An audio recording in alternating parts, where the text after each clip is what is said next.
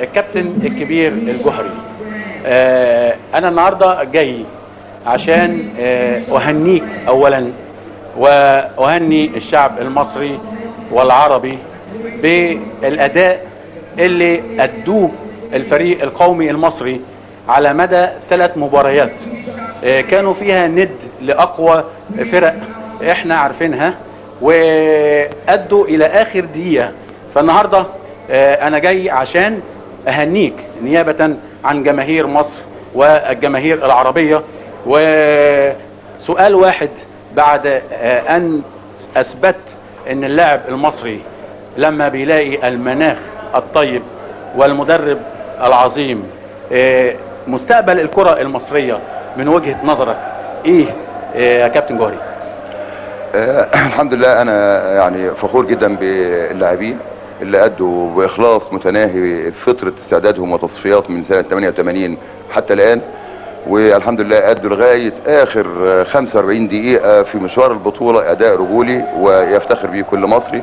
انا سعيد جدا بيهم، وفي الوقت نفسه انا كان نفسي اقدم هديه لجماهير مصر في الكوره، واحنا كنا نستاهل فعلا ان احنا نخطي هذا الدور، وكنا ان شاء الله نقدر نعمل حاجات كتيره تانية في الادوار القادمه.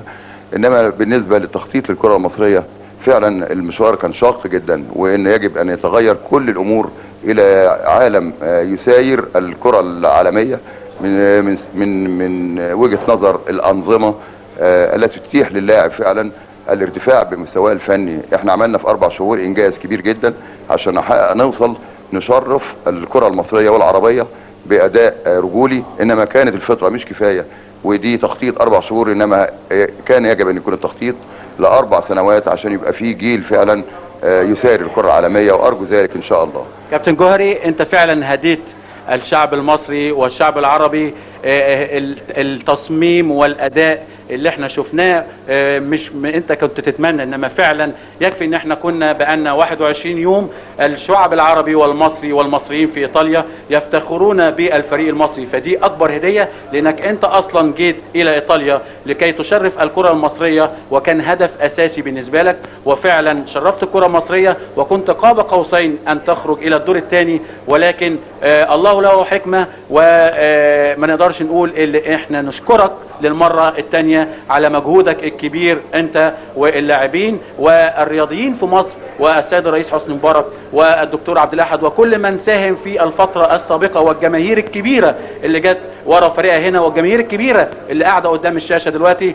احنا لا نجزع، ولكن لنا ان نفتخر ان احنا كل العالم كان منتظر نتيجة مصر وانجلترا حتى يكون نشوف ترتيب المجموعة الستة.